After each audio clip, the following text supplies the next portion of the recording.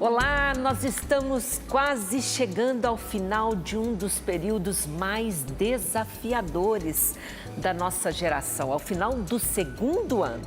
Afinal de contas, passamos por essa pandemia maluca, enfrentamos aí a privação da nossa liberdade, né? A gente teve que se fechar, todo mundo, e é claro que tudo isso acaba provocando reações emocionais. Se a gente for parar para pensar, nós vamos ver que sim, nós fomos impactados. Eu fui, os meus convidados que eu já vou apresentar, você que está em casa. É muito difícil não ser impactado por uma situação como essa. Então, esse é o tema do programa Qual é o Valor de hoje, que nós estamos começando agora. Nós vamos falar sobre o valor do equilíbrio emocional. Para falar sobre esse tema que é tão importante, nós temos aqui no estúdio hoje o Matheus Bacila, que é médico, residente em psiquiatria e está se especializando em logoterapia. Daqui a pouco a gente explica um pouquinho mais o que é a logoterapia, se você ainda não sabe. E também participa com a gente aqui o Rafael de Abreu, que é o primeiro psicólogo tomista do Brasil. Ele já vai falar também, explicar bem o que é. E ele oferece conteúdo gratuito nas redes sociais, sempre falando de desenvolvimento humano e também de maturidade. Então, são pessoas que você também depois vai poder acompanhar nas redes sociais, mas vamos lá, porque hoje a gente tem muito assunto para conversar. E se eu te perguntar agora, como está o seu equilíbrio emocional? O que você responderia? Então vamos lá, qual é o valor do equilíbrio emocional? Eu quero começar já lançando essa pergunta, jogando essa pergunta aqui na mesa. A gente vai bater papo aqui hoje, tá bom? Sim. Para as pessoas que estão em casa reconhecerem, como é que a gente pode reconhecer se as nossas emoções estão equilibradas ou um pouquinho fora do ponto? Quem quer começar? Vamos lá. Vamos lá, Matheus? Eu diria que todo mundo pode reconhecer a si mesmo, né? Usar como instrumento a própria capacidade pessoal de reconhecer as próprias emoções. A gente sempre trabalha em consultório com a importância que tem uma rede de suporte para que a família, especialmente, desempenhe nesse sentido, para ajudar as pessoas a reconhecerem as próprias emoções, levarem para o consultório, para um atendimento, se for necessário, né? Alguma coisa assim. Mas tem um critério que nós utilizamos muito, um critério mais objetivo, como parâmetro para as pessoas, né, se reconhecerem a si mesmas, que é o critério da função, se a pessoa tem capacidade de desempenhar uma atividade funcional durante o dia, né? Quais atividades são essas? Por exemplo, assim, né, as atividades básicas do dia a dia, sono, alimentação, se a pessoa consegue, enfim, ter energia para desempenhar o trabalho dela, consegue trabalhar, se ela consegue se relacionar com as pessoas, ter uma boa sociabilidade, e assim por diante. Se a pessoa notar, né, e as pessoas em volta, a rede de suporte, se perceberem que existe algum tipo de disfunção nesses aspectos, é um indicativo de que alguma coisa não está bem. Então, se a gente começa, de repente a gente é tranquilo, calmo, se dá bem com todo mundo, e aí começa a brigar por qualquer coisa, fazer cara feia, ou esquece de tudo porque talvez você esteja muito estressado, ou deixa de valorizar coisas que a gente valorizava antes, que a gente gostava, ou fica muito isolado. Enfim, gente, tem uma série de formas de perceber se o seu equilíbrio emocional está ok ou não. O que você acrescentaria para nós? Então, eu acrescentaria na questão dos frutos. As minhas atitudes vão gerar quais frutos? Opa. Por exemplo, se temos o nosso trabalho e eu começo a me irritar, aquilo vai gerar um fruto no meu trabalho. Ou seja, de repente o meu chefe vai conversar comigo, de repente meu chefe vai me chamar a atenção, de repente eu não vou produzir o quanto eu deveria produzir. Então, como temos, né, como o Matheus falou bem aqui, né, a dinâmica funcional ou disfuncional, né, a gente vai ver os frutos. Quando está funcional, bons frutos estão acontecendo ali. Disfuncional, os maus frutos estão acontecendo. Alguma coisa está, então, desregulada, né? E aí tem esse desequilíbrio que vai desaguar numa ação prática. Sim. Certo? E essa pandemia, essa loucura toda que a gente viveu, né? A gente já está caminhando aí para o final do ano, início de março, completo 2 anos. E no começo eu me lembro que a gente falou em quarentena. Quarentena, gente, são 40 dias, né? E olha que ponto nós chegamos. Quer dizer, difícil alguém que não tenha sido emocionalmente impactado por isso. Não, o que vocês acham? Eu acho que nesse sentido, tanto eu quanto o Rafael, certamente não temos muitos exemplos de pessoas que atendemos nos nossos consultórios, né, que atestam esse fato. Eu sempre dou como exemplo, quando me perguntam, doutora, a pandemia afetou as pessoas, o quanto afetou? Eu dou como exemplo uma pessoa que eu conheci, um caso que eu conheci de uma pessoa que, por conta da ansiedade desenvolvida, com pânico até por conta da pandemia, ela tinha o hábito de entrar no quarto dos filhos pequenos de madrugada para passar álcool neles. O nível, o grau de Os filhos dormindo e a pessoa ela ia lá passa de tão álcool. preocupada que ela ficava. Né? Então, assim, a pandemia de fato gerou nas pessoas um nível de estresse muito grande, né? Só para ficar no âmbito da ansiedade, estresse, irritabilidade, ansiedade, pânico, né? Crise de pânico, como esse exemplo que eu dei, né? E na esfera dos sintomas de humor também, né? Isolamento social, enfim, sintomas depressivos de maneira geral, né? Tristeza, desânimo e assim por diante. Então, isso ficou muito claro no meu atendimento que eu faço no consultório. É bem evidente o quanto isso afetou as pessoas, de fato. Já que você falou de atendimento do consultório, eu quero explicar para o público que está nos atendendo também, que está nos assistindo, sobre as linhas de trabalho desses dois grandes profissionais que estão aqui hoje comigo discutindo a questão do equilíbrio emocional. O que significa essa psicologia tomista? Você é o primeiro psicólogo tomista do Brasil. Sim.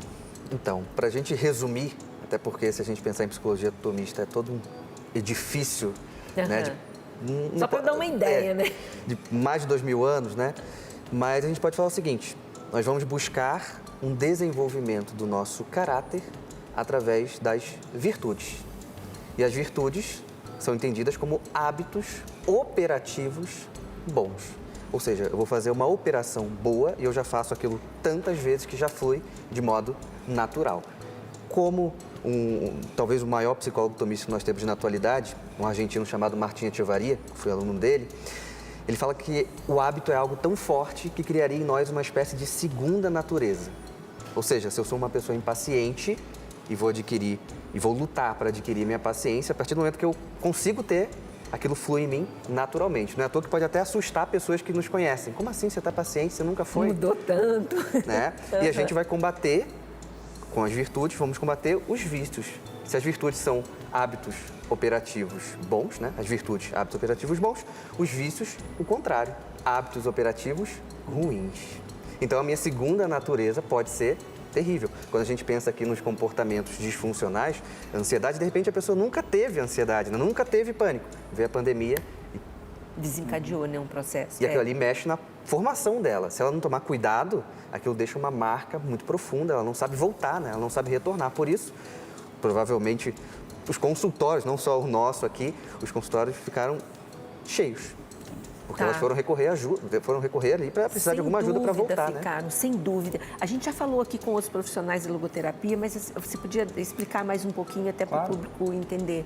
Só quero dizer, antes de tudo, que eu sou entusiasta da psicologia tomista também. Eu leio o Santo Tomás Aquino, sou bastante entusiasta disso. Legal. Só não sou um terapeuta da área, especificamente, mas gosto de aplicar um pouco dos princípios. A logoterapia, eu sou especializando na área, né? A logoterapia, ela é a terceira escola de vienense de psicoterapia criada por Viktor Frankl, né? Que foi discípulo de Adler. Sim. Né? E também aprendeu com Freud na época, né? Chegou a trabalhar com Freud no começo da carreira. E a logoterapia, ela tem como princípio ali, assim, resumidamente também, para colocar de maneira resumida, fazer os pacientes, as pessoas encontrarem de volta um sentido. Né, na vida, né? Daí vem costuma-se falar que é a terapia do sentido. Terapia do sentido, né? O famoso livro do Viktor Frankl, o mais importante dele, Em Busca de Sentido, justamente vai nesse sentido também. E tem 3 pilares, né, a terapia do Viktor Frankl, que é fazer as pessoas encontrarem e entenderem que existe uma vontade de sentido, né, uma liberdade de vontade e o sentido da vida. Né? E esse sentido da vida, ele se encontra no quê? Na autotranscendência, uma coisa que a gente pode falar muito aqui hoje também, quer dizer, você fugir de você mesmo, você encontra o sentido em outro, em outra pessoa, no amor e assim por diante, né? Nas relações com outras pessoas, com o trabalho, etc. Né? E não em você mesmo. Então, bem resumidamente, é isso que o Frankl fala, né? Que interessante. Ele trabalhou a vida inteira para divulgar. Bom, a gente viu nesse processo, agora que a gente entende um pouco mais aqui as áreas onde eles trabalham, né? A gente verificou que muito dessa angústia, desse medo que a gente falou, né? Depois você vai até falar um pouquinho mais sobre isso, da gente ser escravo das emoções, né? E muitas pessoas ficaram, de fato, escravos do medo de morrer, do medo de perder filho e tudo que você relatou agora.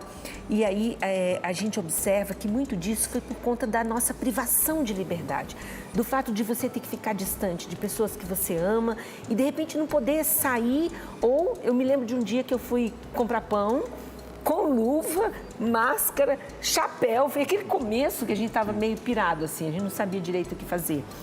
Parecia, e óculos, ainda coloquei um óculos, porque eu falei, vai que entra alguma coisa pelo olho, olha que loucura. Enfim, sei lá se é loucura também, mas essa privação do contato, as pessoas sofreram muito. E a gente separou uma reportagem agora que eu vou pedir para vocês assistirem, que fala sobre isso, sobre a importância do abraço, do quanto o contato físico, o olho no olho, nos fez falta. Vamos assistir. Um gesto tão comum nunca fez tanta falta. Do que você mais sente falta na pandemia? Do abraço em família, tá com a família reunida é uma coisa muito boa, né? É ruim a gente não ter a família por perto. Abraço. O abraço, carinho, né? Um abraço, conversar face a face, sem máscara. Em meio a sentimentos de solidão, medo e tantas incertezas, essa demonstração de carinho teve que ficar de lado. Um gesto tão simples e ao mesmo tempo tão poderoso como um abraço faz muita falta sim e mais do que imaginamos. Conversamos com um psicólogo para entender por que o contato físico é fundamental para o ser humano. Nós temos pesquisas feitas na Áustria, pesquisas feitas na Universidade da Carolina do Norte. Em todas essas pesquisas se conseguiu comprovar que quando você abraça alguém, você libera ocitocina, você libera dopamina e você libera endorfinas. Mas atenção, não pode ser abraço de um estranho ou de alguém em quem você não confia. Tem que ser alguém que você já tem um laço, com quem você tem algum tipo de apego. E este abraço, nesses estudos, aponta que melhora a resistência e a resposta do sistema imune, reduz o estresse e promove a empatia. E se por um lado o abraço faz tão bem, por outro, a ausência dele pode afetar nossa saúde mental. A ausência do abraço, ela pode levar a sentimentos de desamparo, que é sentir que você não tem com quem contar, principalmente em situações muito duras, muito difíceis, quando as palavras não são suficientes. Exemplo, você abraçar uma pessoa numa situação em que ela perdeu alguém querido para a morte. Você abraça a pessoa, não tem texto, não tem palavras. O abraço em si, ele fala, mas a ausência do abraço também pode levar a sentimentos de solidão, a sentimentos de vazio existencial. Mas enquanto não podemos abraçar, existem outras formas de demonstrar carinho. A gente pode fazer desenhos para a pessoa que a gente gosta, né? Pode ser desenho de um coração, pode ser desenho de um abraço, se você tiver mais habilidades. Fazer desenhos é uma das estratégias mais fácil, corriqueira e usual que se pode fazer. Mas também você tem outros pequenos gestos, né? Como, por exemplo, olhar para a pessoa com quem você está falando. O olhar abraça, o olhar revela, olhar em direção à pessoa. Ter tempo com a pessoa, mesmo que você não possa abraçá-la. Mas se você puder permanecer com a pessoa, guardando aí, usando a máscara, guardando a distância de 1,5 metro, mas permanecer no ambiente. Esse contato ele é muito importante para o nosso equilíbrio emocional, né? O que vocês diriam sobre isso? Eu diria assim, o Dr. Clóvis já falou muito bem da parte fisiológica no começo, né? Ocitocina, isso acontece mesmo, o ser humano se sente com bem-estar quando está com outra pessoa, quando abraça. Mas a gente pode resgatar um pouco dos princípios já elencados desde os gregos antigos, né? Aristóteles dizia que o ser humano é um animal político. Então, Platão dizia que a vida humana se faz em comunidade. Então, quer dizer, essa é a realidade humana, né? Nós vivemos em comunidade, com os outros, né? Com a família, já começa com a família e depois se expande para a comunidade como um todo. Então, isso não pode ser negligenciado. E eu acho que isso foi um pouco durante a pandemia, né? Os gestores, de maneira geral, não perceberam o quanto seria importante, o quão faria falta para as pessoas, né? O contato, essa vida em comunidade, né? E, então, é importante e é natural que o ser humano se relacione com as pessoas, né? Por isso que o ser humano, assim, sente falta do abraço quando falta, né? As pessoas chegaram a reclamar disso. O que você vivenciou nessa experiência ruim que a gente teve? Sim, eu recebi muitos relatos nesse sentido. E só dando uma pequena complementação do que o Matheus falou, eu acho que é o modo natural. O modo natural é o presencial. Nada vai conseguir substituir isso aqui. É fato, né? fato. Uhum. E o que é interessante é que, por exemplo, vamos dizer que você tem um parente que mora muito longe. Aí ele te manda um e-mail maravilhoso, se abrindo, escrevendo lá, belas palavras, resgatando memórias. O que você tem vontade de fazer depois que você lê aquilo? Como eu queria dar um abraço nele. Né? É verdade. Ou as cartas de amor. Eu convivi com meus 4 bisavós, né? Eles têm lá até hoje, morreram. As caixinhas de cartas, né? É incrível, é muito bonito, mas era mais bonito e fica completando um círculo quando tem o encontro. A presença. Né? A presença. Então, eu via em muitos pacientes, principalmente aqueles que moravam sozinhos. Porque aqueles que moravam sozinhos, eu gosto da solidão. Só que o gostar da solidão dele está meio que assim, na minha casa. Só que aí ele percebeu que ele estava numa solidão de uma forma meio que global, né? Então, principalmente naquele primeiro momento, que todo mundo fica em dúvida, o que é sério, o que faz, chega, não chega, vai ou não vai. Então, teve muitos relatos dessas pessoas que estavam assim, cara, eu estou perdendo um pouco o sentido. E também, assim, gosto da solidão na medida em que eu posso interrompê-la quando eu quiser, né? Eu posso descer, eu posso fazer qualquer coisa, mas não forçada, né? Agora, é interessante porque quando a pessoa, quando ela perde o equilíbrio emocional, e a gente está falando tudo isso, pessoal, para que você em casa possa identificar também como andam as suas emoções, né? Porque o mais importante em tudo isso é buscar ajuda quando necessário. Não deixar que as situações se agravem e não começar a considerar normal atitudes, comportamentos ou estados emocionais que antes você não tinha. Então, é muito importante observar isso, porque a pessoa que está sem equilíbrio emocional, ela começa a perder a capacidade de observar a realidade. E isso é muito sério, né? Sim. Isso acontece porque, assim, para você observar a realidade e apreendê-la, né, você precisa usar a inteligência. É uma faculdade intelectiva que nós temos, a principal delas.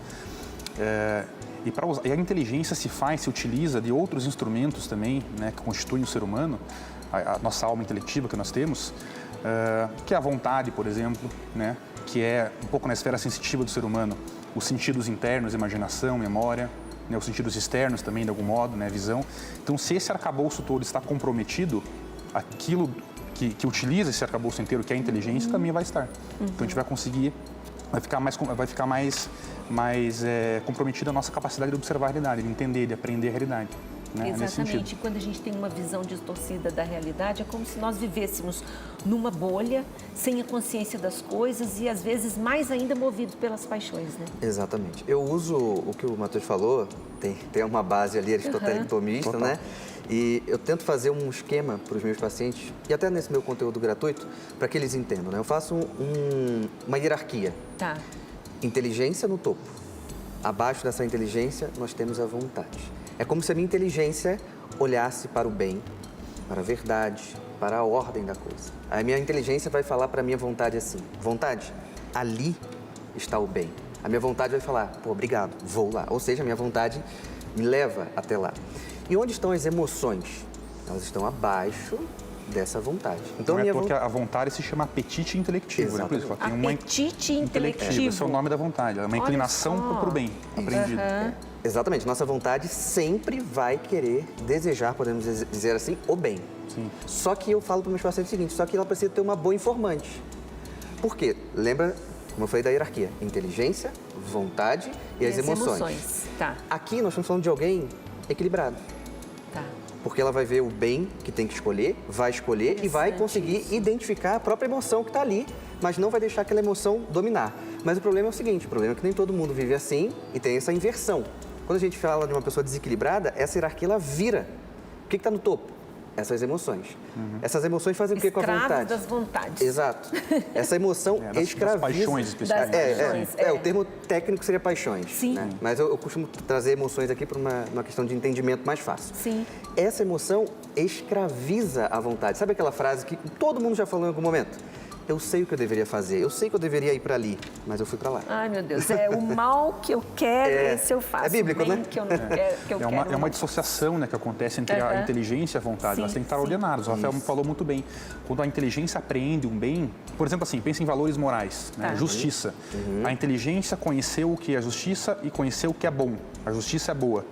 Necessariamente a vontade tem que se inclinar para esse valor. Exatamente. Tem que ter o apetite para aquilo, né? Se não tem, está desordenado. Se essa emoção está no topo, eu vou cometer um ato injusto. Aí é que começa a confusão toda, gente. Nós vamos fazer um intervalo rapidinho e já voltamos, continuando com essa conversa aqui e também mostrando para você um exemplo de um filme que você vai poder refletir sobre o assunto.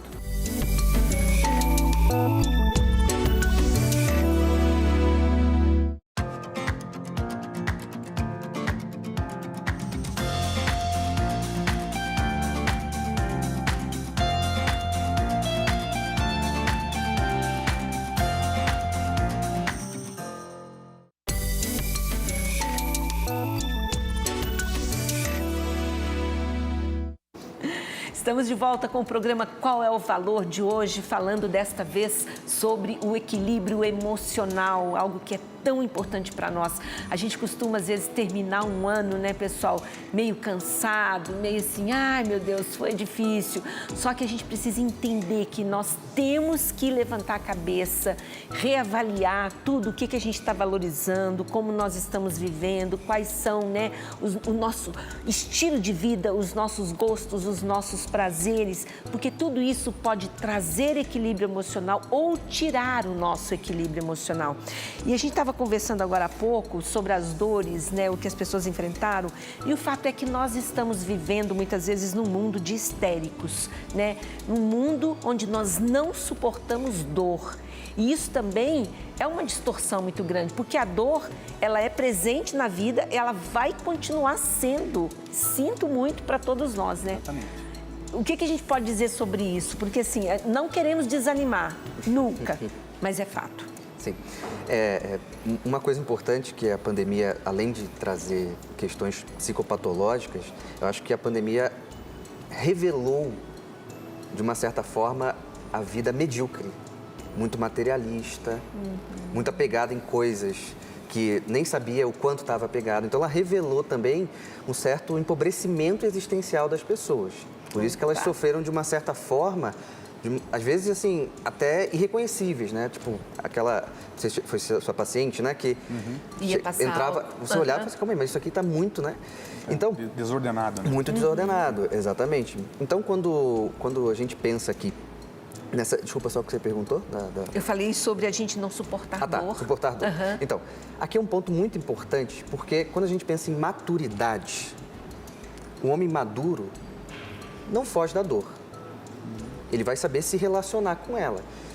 Hoje, o que a gente vê, e a pandemia evidenciou isso, é uma forma animalesca de se relacionar com a dor. Mas explica esse negócio melhor, porque a gente não quer sentir dor. Exatamente. O natural do ser humano é fugir da dor. Então, ótimo. Vamos dar um exemplo que, com certeza... A gente não vai em direção a ela. Alguém que está me assistindo é mãe. Tá. Imagina uma mãe de primeira viagem, certo? Ela tem um filho que tem 1 mês e meio. E aquele filho fica lá o tempo inteiro cobrando dela, ela não tem ajuda de ninguém, ela está lá cansada. Aí o filho dorme às 11h45. Ela olha para o marido e fala assim, ó, não me perturbe que eu vou correr para dormir, porque ela está exausta. Quando dá 00:30, 45 minutos depois que o filho dormiu, o filho acorda chorando. A pergunta é, ela está feliz naquele momento? Não. Ela está cansada. Não estamos falando aqui, obviamente, que ela odeia o filho dela, não é isso. Não. Mas ela está cansada. Mas vai. Ela até pede a Deus, Deus, por favor, faz o meu filho dormir, não é isso? É. Mas ela vai. Ou seja, ali tem uma dor que tem da privação do sono. Dependendo da dinâmica da amamentação, tem a dinâmica dolorosa da amamentação. Por que ela vai? Porque existe algo de maturidade que é muito superior. Ou seja, se a gente parar para pensar e reconhecer exemplos na história de pessoas maduras, todos eles souberam enfrentar a dor inevitável na vida. Temos então aqui... você está dizendo que os imaturos sofrem mais? Com certeza, com certeza, com certeza. O nosso amigo Matheus aqui estuda a logoterapia e vou jogar a bola para ele. A vida do Franco é suportador. É verdade, é verdade. Todos sabem, né, quem conhece um pouco da vida dele, o Viktor Frankl viveu um campo de concentração, perdeu a esposa, né, perdeu a família inteira lá, só ele que sobreviveu. Então, e foi justamente daí que ele percebeu uma coisa no campo de concentração. As pessoas que conseguiam, como eu falei anteriormente, se autotranscender, perceber que existia alguma coisa fora delas, quer dizer, o sentido no outro, em ajudar o outro prisioneiro, em esperar o amor que estava fora do campo de concentração, a família que estava fora, quer dizer, havia um sentido na autotranscendência. Quando as pessoas esperavam e tinham essa ciência disso, elas suportavam a dor, tinham persistência e passavam por ela, incólumes, como ele passou. Né? Então, essa é a questão. E esse exemplo que ele falou da mãe que amamenta, né, é um exemplo que comprova justamente isso, como as pessoas têm, de fato, o ser humano tem essa capacidade de se autotranscender. Né? Pegando um pouco das escolas de psicoterapia de Viena, né, foi Freud em primeiro lugar, Adler depois e o Viktor Frankl. Né? O princípio central da terapia de Freud era o princípio do prazer. O que ele dizia? O ser humano tem a tendência de buscar o prazer. Em certo aspecto é verdade. Mas isso não engloba o total do ser humano, né? Adler, o ser humano tem a necessidade de buscar, a inclinação de buscar o poder. Em certo aspecto também é verdade, mas não engloba o total do ser humano. Viktor Frankl vem e mostra justamente aquilo que está mais na profundidade da natureza do ser humano, que é buscar o sentido. Entendeu? E quando a pessoa tem essa ciência como a mãe, quer dizer, existe um sentido aqui em amamentar meu filho. De fato. Cuidar da vida dele, um sentido que está fora de mim. Aí a pessoa é capaz de suportar a dor. É quase como se a gente pensasse assim, vale a pena essa dor, porque o resultado dela é compensador. Quando a gente faz sacrifício para estudar, quando a gente larga a família para morar em outro lugar. Como você falou, o resultado é a histeria. O resultado de você fugir da dor... De fugir. Né, desse princípio do prazer, o resultado disso é histeria, neurose.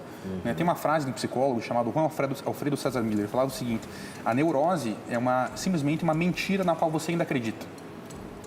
Quer dizer, a pessoa ela simplesmente não está conectada com a realidade. Ela foge do princípio da realidade. Quando a pessoa foge, vem a dor. A pessoa não suporta. Tudo tem a ver também com a dificuldade hoje que nós temos de esperar o tempo das coisas. Sim.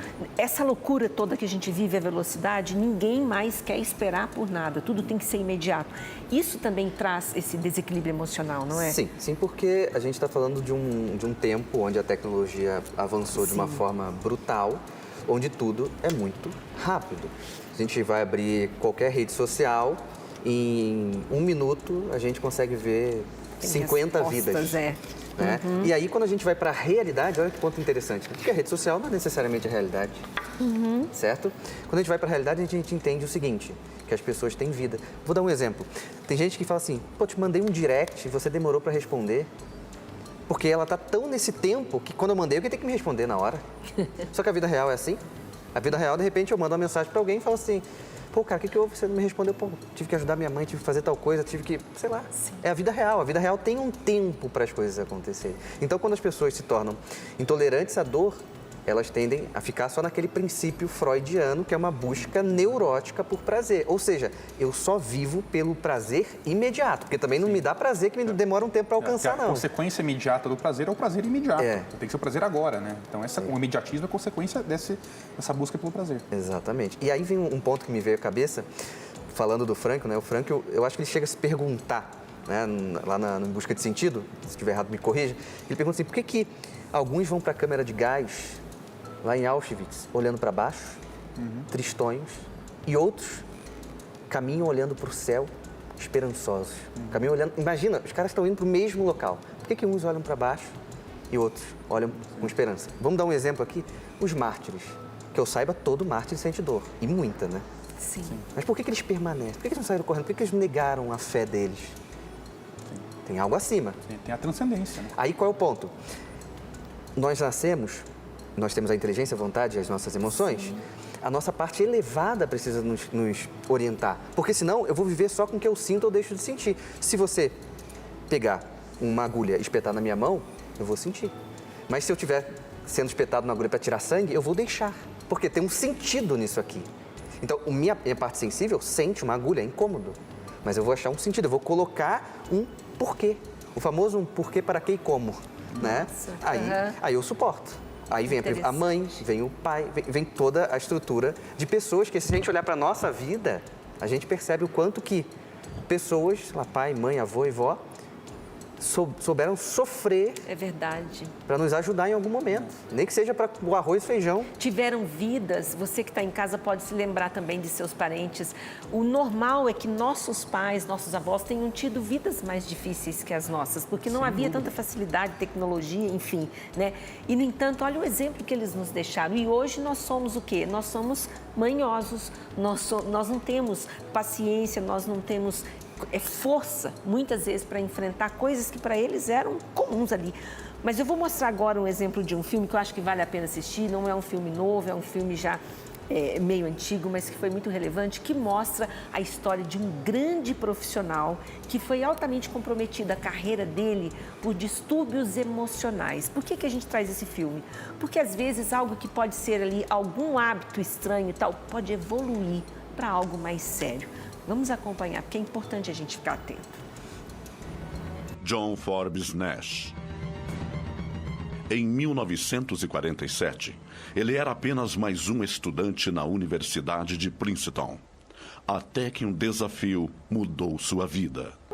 Seja na medicina ou na economia, na tecnologia ou no espaço, traçam-se linhas de combate. Para triunfar, são precisos resultados. Qual de vocês será o próximo Morse? O próximo Einstein?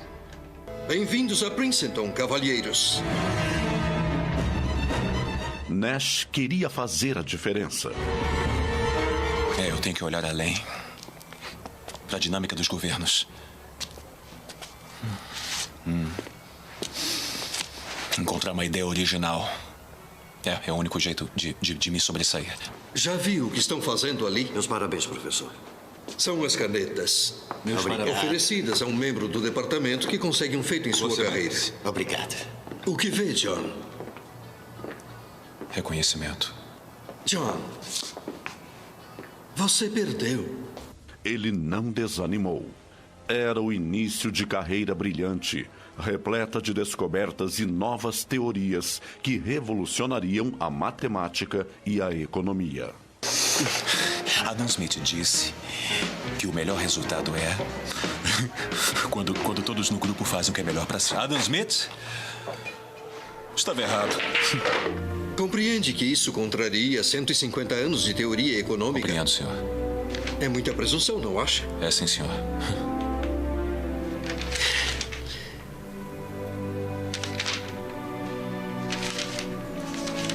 Sr. Nash. Com uma descoberta dessa magnitude, tenho certeza de que conseguirá a colocação que deseja. O sucesso foi tragicamente interrompido em 1959, quando Nash foi internado com esquizofrenia paranoica, depressão e baixa autoestima. Devagar agora. Ainda está sob o efeito da injeção. Onde é que eu estou? Hospital Psiquiátrico MacArthur. Por 11 anos, ele viveu sob tratamento intenso com medicamentos fortíssimos, que o deixaram muito debilitado.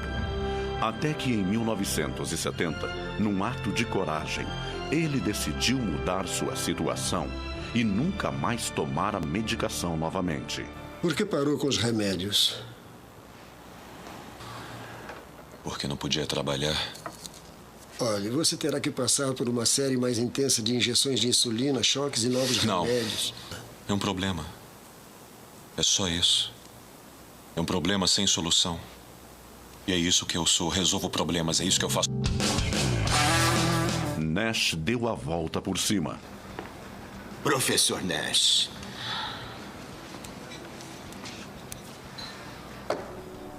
Que bom vê-lo por aqui, John. Obrigado.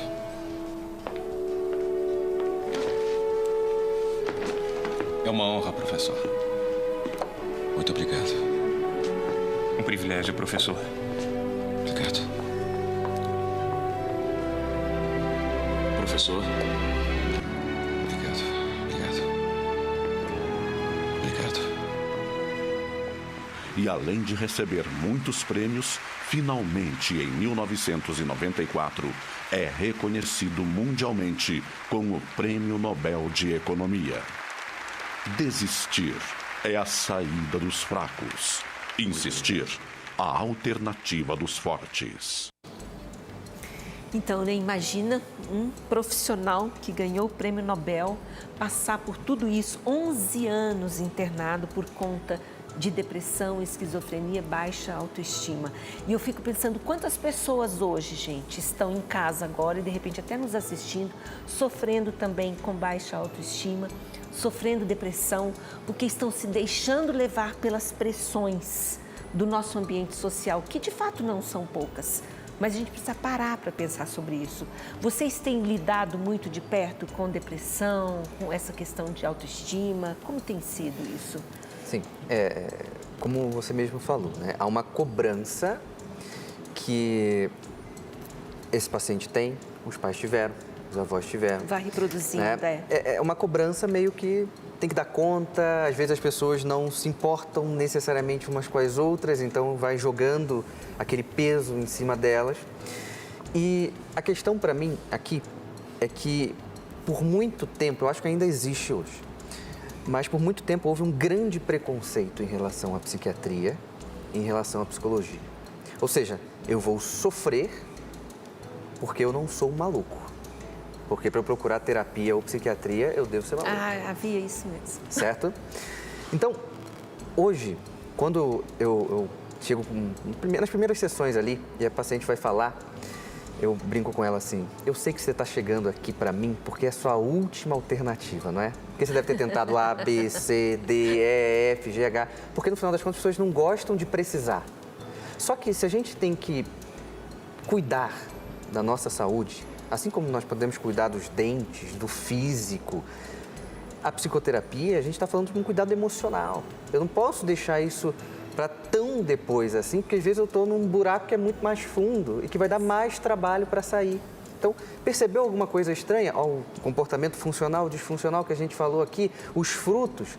Pô, eu vou procurar uma sessão, porque a gente tem que lembrar que terapia ou a psiquiatria não é um contrato vitalício. Você pode ir ali, pô, vou experimentar como é que é. Eu falo para as pessoas, experimentem a terapia. Vão lá, psicólogo não morde. É muito mais tranquilo que um dentista, por exemplo. Não tem anestesia.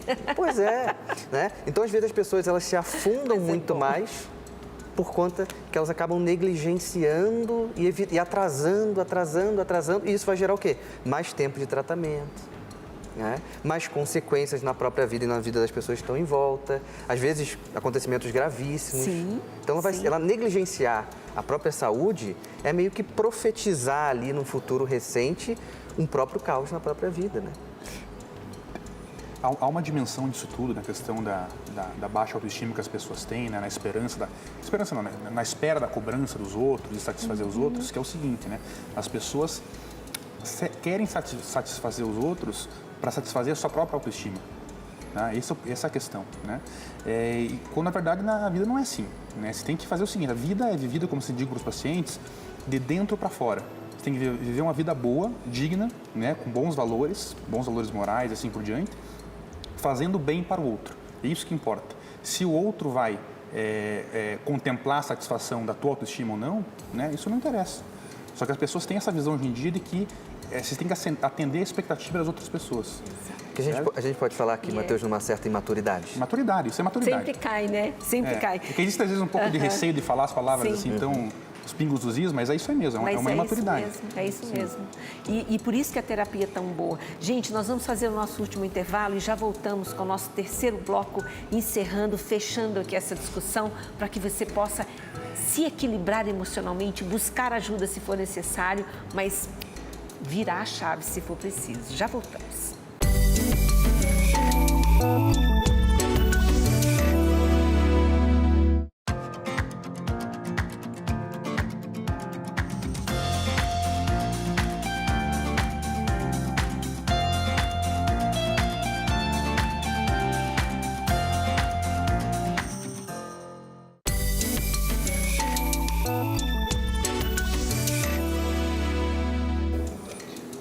Estamos de volta agora para encerrar o último bloco do nosso programa de hoje. Qual é o valor do equilíbrio emocional?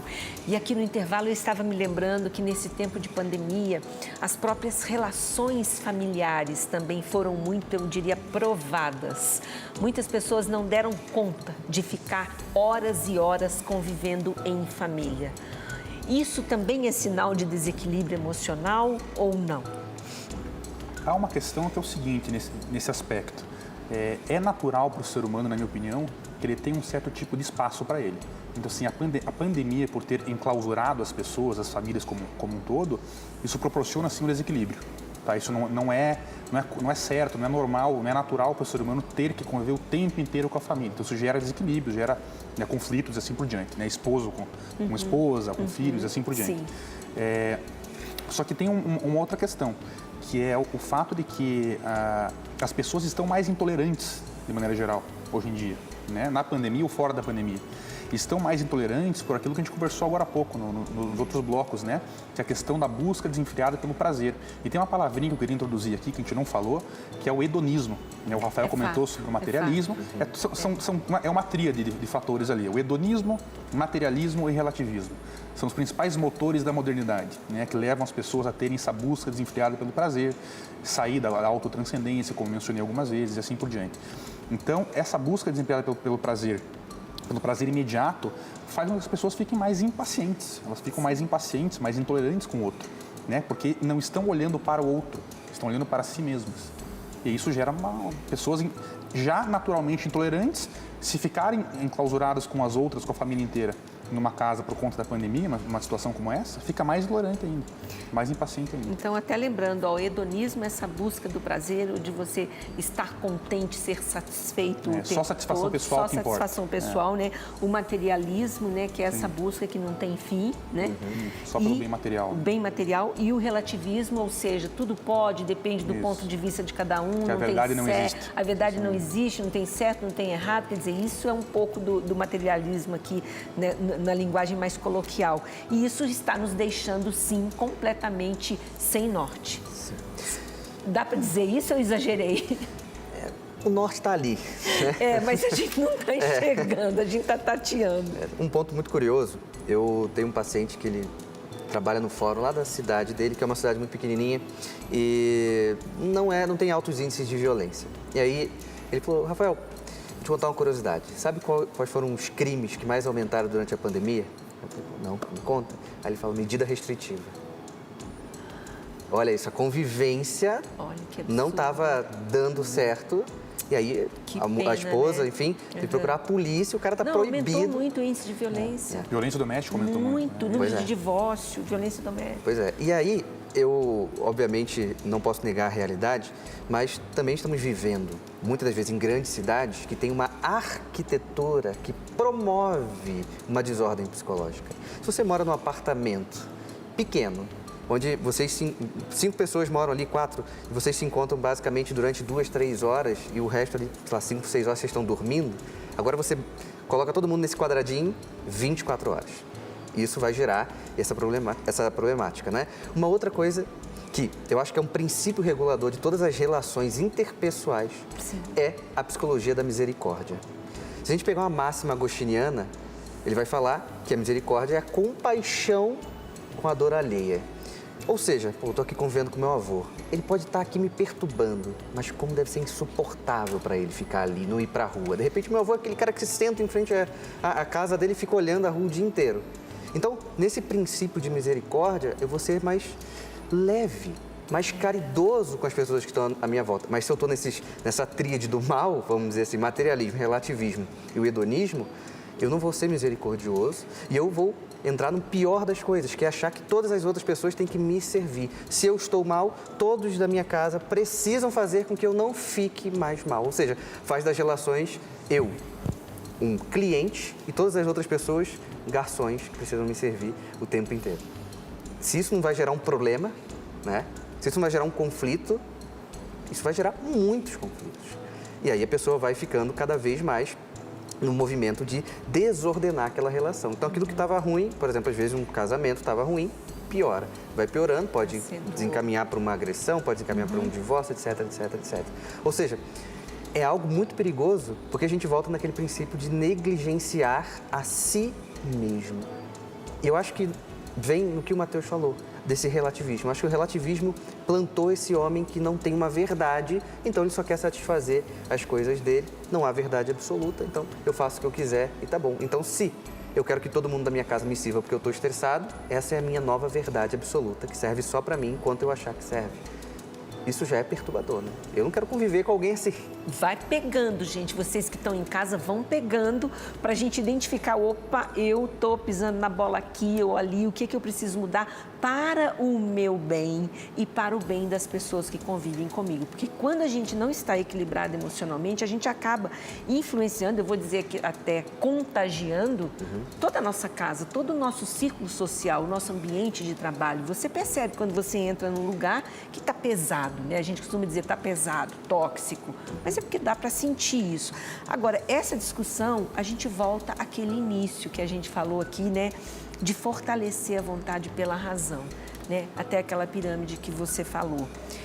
A gente ter bom senso, a gente saber fazer as escolhas. O que você acrescentaria sobre isso, Matheus? Não, eu retomaria o ponto que a gente falou do fato de que a vontade tem que estar ordenada com a inteligência. Né? Como o Rafa colocou, existe uma hierarquia. A inteligência está em cima, a vontade embaixo, né? As paixões mais para baixo. O ser humano tem uma alma intelectiva, uma alma racional.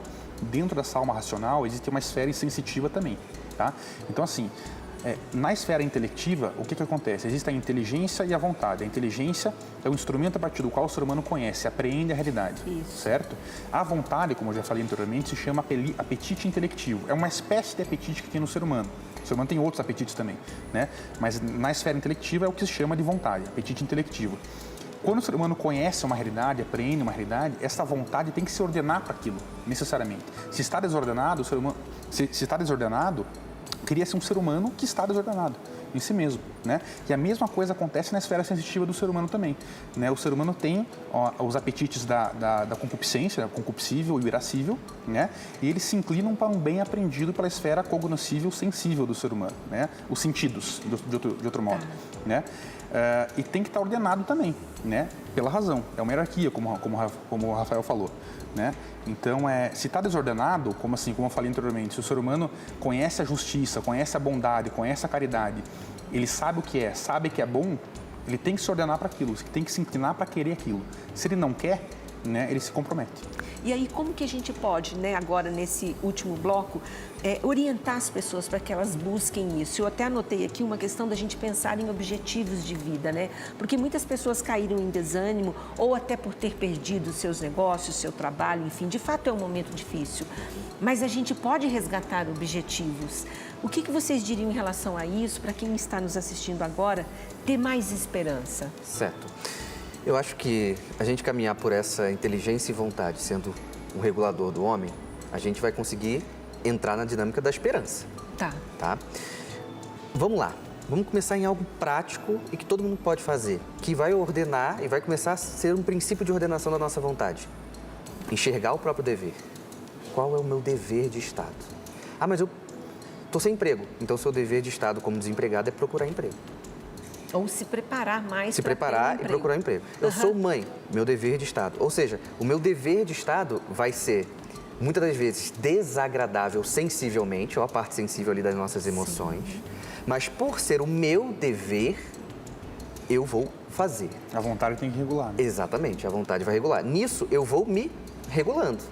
Ou seja, eu não vou começar a fugir porque é difícil. Eu vou enfrentar porque é o meu dever. Porque não adianta a gente pensar numa pessoa que quer ter grandes projetos, grandes objetivos, se ele não está regulado aqui. Porque ele vai querer assim, eu quero grandes projetos. Qual é? Ganhar na loteria. Porque eu não vou fazer esforço nenhum, vou pagar, sei lá, R$3,50 e vou acertar os números, aí minha vida está salva. Mas mesmo se ele ganhasse, ele iria perder esse dinheiro.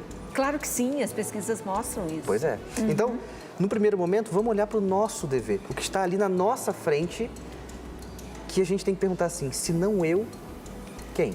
Quem poderia? É meu dever, eu tenho que fazer. Então, na medida que eu abraço o meu dever, eu vou começar a me ordenar a minha vontade. Dentro disso, Rafael, mas eu gostaria de ter alguma outra coisa para eu me exercitar. Então, vamos lá, comece a colocar dentro da sua vida algo difícil para se fazer. Difícil, não falei impossível, porque impossível não dá para fazer, mas difícil. Que seja colocar um alimento que eu não gosto. Olha que interessante. Algo prático, não é isso? Algo prático que todo mundo consegue fazer. Não precisa morar na casa de... você ir dominando vontade, isso? Sim. Tô muito afim de sentar. Fica em pé, mais 1 minuto. Parece bobo. Suba de escada. Exato. Parece bobo, mas as pessoas não fazem isso. E aí, de novo, porque as pessoas adoram falar assim, não, eu sei, eu quero ser bom, Rafael. Tem paciente que fala isso, eu quero ser bom, mas eu não tenho aquilo ali, né? Ué, ficar em pé quando você quer sentar, todo mundo tem. Não é isso? Né?